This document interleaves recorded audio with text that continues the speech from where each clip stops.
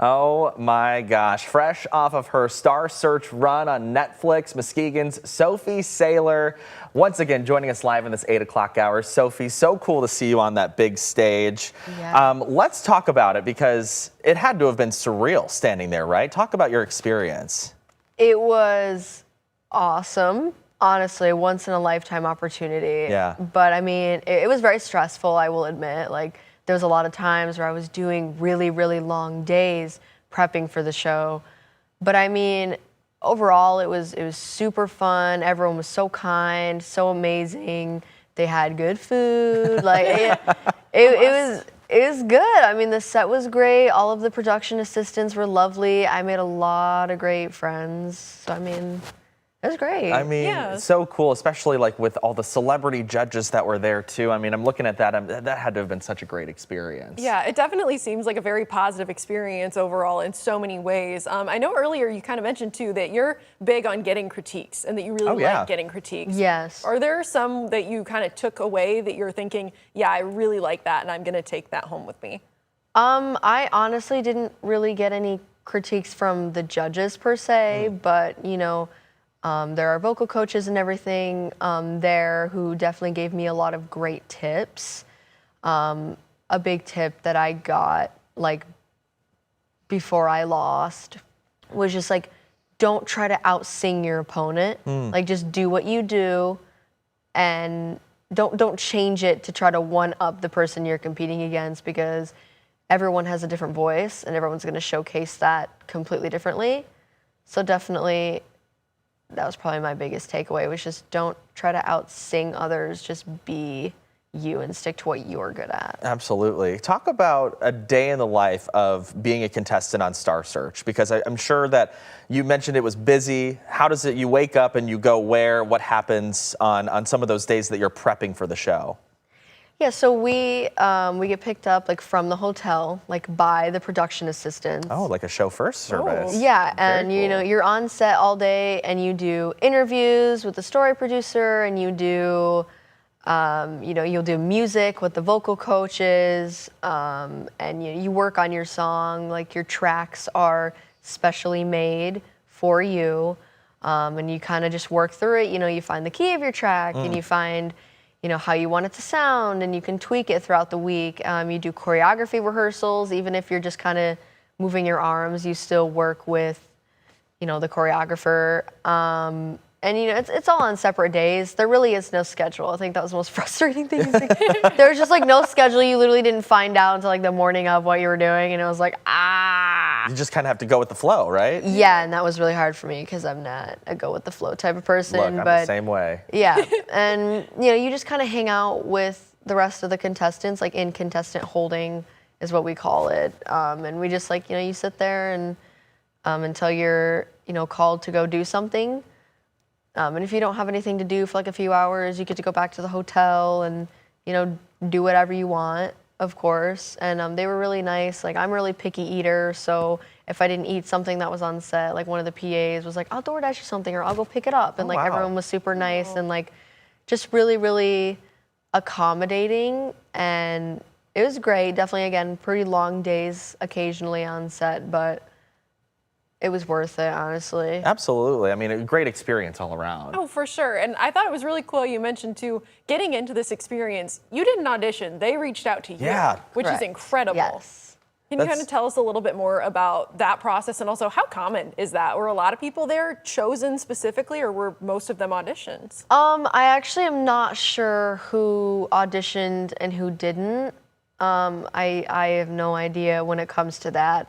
I mean, I did still have to, you know, sing some songs. So like when the casting producer pitched me, I still had to, like, you know, sing some songs for the producers and everything to be chosen. But I sort of skipped most of the audition process and went straight to like the end audition process. So like they still could have told me no, even though I was, you know, selected by a casting producer, but they didn't, Yeah. right? Because I was on the show, so I mean, right, you know. Like hair flip. Right. So that was pretty stressful too, because all of that was over Zoom, right? Because I live miles and miles and miles away from Los Angeles.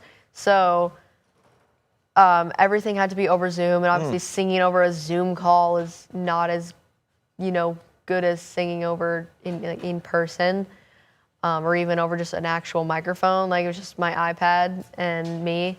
So that was pretty hard, but I mean, obviously it worked out. So, I mean.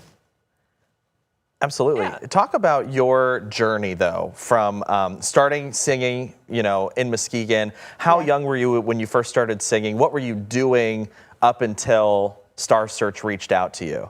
Yeah, so I started singing at the Lumberjacks games here in Dave Muskegon. Cackley said that. Yeah. Yes.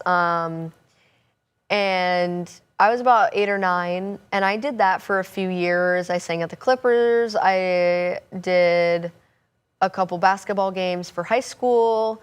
I sang all through high school at, Popco the Sailors, and I had a solo in the Singing Christmas Tree my sophomore year. And I started my TikTok that has like 400,000 followers now. Yeah. And then that's kind of how I got found, was because of TikTok. The casting producer had reached out to me and started the process. But I mean, mainly before that, I was just working in childcare and living my life, being boring. And now I'm not boring, so that's cool. Yeah. Any opportunities on the horizon that you know about, or anything that you want to do in the future now that you've had this exposure? I mean, you've got nearly 500,000 followers. I mean, you also have the momentum to keep this going. What do you want to do and accomplish, or anything on the horizon? Well, I mean, I'm definitely thinking about starting a career in music. I think that's something that I do want to do now. At first, I didn't know if I wanted to, but being on the show, like, really kind of told me that that's what I wanted to do. So, I mean, that's probably what I'm going to do. Maybe work on, releasing music and things like that if possible. Take some, extra gigs on the side because, money tight around here. But, like, money's money, right? We all like money. But I also love to do what I do. And being able to make people happy with music is something that I want to do and that I love doing. So I'm definitely looking forward to, taking some gigs around town, maybe starting to release music, things like that, just starting to slowly climb the ladder. Yeah, absolutely. I mean, even just listening to you sing, you can tell that you love what you're doing. Yeah. And it's so impressive to hear the emotion that you're putting into these songs, and a lot of really the maturity of your voice that you're bringing into this as well. So TikTok, how do you get from TikTok to where you are right now? Do you do vocal lessons, any type of choir, or is this really just entirely you done? It's pretty much entirely me. I have never had vocal coaching. I never went to a vocal coach. I don't really know why I never did. I just didn't. Voice lessons were they're kind of expensive, and I just felt like it was a waste of money for me personally because I could just do it at home by myself for free. And of course, vocal coaching is always good to have. And while I was on set, I got to do that for free, and I did enjoy it. I still don't think I would pay for vocal lessons just because I know how to train my voice, and I've been doing it alone for so long that I think I know how to do that properly. And I'm sure there's many vocal coaches watching this going, actually.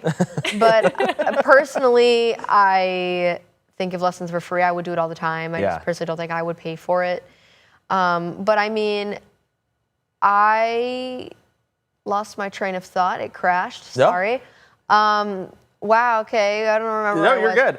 No, good. I think you answered the question. Okay. Absolutely. I was like, forgot the question because I started yapping and I was like, wait, what are we talking about? And we were Sorry. just letting you go. We loved it. Okay. We want to ask, too, because you got to sing in front of so many talented folks, so many talented celebrity judges. I mean, we're talking Jelly Roll. We're talking, Chrissy Teigen was on the screen that we saw there as well. Singing such big songs, I mean, these are not easy songs to sing. Yeah. How was that, interacting with those judges and also picking those songs? How did you know those were the right songs you needed to do? Honestly, I just sang what felt right to me and what felt right to what I was feeling. So like with What Was I Made For, I was made to be me, right? And that's what I said. I was like, what was I made for? I was made to be me, right? And I'm gonna put that on a t-shirt, I promise. You should. But I wanted to come in there and show everyone that though though this competitor I'm going against is very intimidating and very, right, and like talented, and this is my first time on a huge stage, and as a young woman in the world, it means a lot to me to show that I have something to share. Yeah. And rather I have a disability or not, I can do it. And what was I made for? I was made to be me. I'm not gonna come out here and let Hollywood change me. I'm gonna be who I wanna be. Absolutely. And represent everyone with disabilities and represent women and pretty much represent anyone who feels like they can relate to me. Mm-hmm. And that's what I did. And then we did Lay Me Down, which was... I know, we were just listening to that. Yes, like Lay Me Down was more of a song choice I just liked singing. And it talks about grief and the loss of someone. Mm-hmm. And that feeling that you need that person back, but you can't have them anymore because they're gone, rather they've passed or they've just left. Grief is a very hard thing to comprehend if you're not going through it. Right. And though I have not experienced the level of grief that other people have had, I know that there are people that have experienced that level of grief. And sometimes it's good to hear someone sing a song like that. Yeah.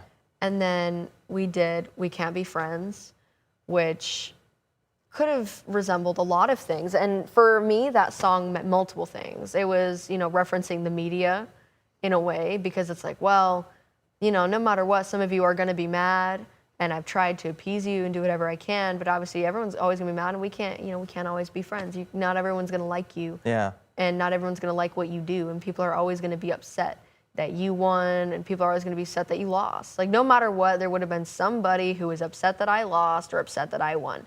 So, I was never gonna make anybody happy. And I don't like how you paint me, but I'm still here. People are always gonna make up things and say things. But you could also look at what the song was truly meant for, as I believe Ariana wrote it about, her relationship. Right. And talking about how, I didn't think that you'd understand me. I didn't think you'd try. Mm-hmm. But I don't want to tiptoe or hide from you. But I also don't want to feed into the fire. I don't want to make it worse. But I just want to let it die. I want to let things go, because it's better to just let you go than stay here and continue to be friends with you and continue to not only have you hurt me, but hurt myself still being around you. So it's the need to let someone go. So there's so many meanings to that song, which is another thing. I like to sing songs that have multiple meanings, so then multiple people can interpret it in different ways. Yeah. And relate to the song no matter what they're feeling. Yeah, I think you have a really good outlook and perspective on that. I think that's very interesting, Sophie. Where can people find you on social media? We've got to wrap it up, but where can people find you? Yes, Sophie_sings731 on TikTok. I also have Instagram, which is Sophie_Anne-Marie with 2 E's. Find me there. I don't really post anything singing on my Instagram. Most of it is on TikTok, but do follow me on TikTok. I'm going to go follow her right after the show. Oh, yeah. Well, Sophie, we appreciate it, and good luck to you in the future. Thank you. Yeah, absolutely.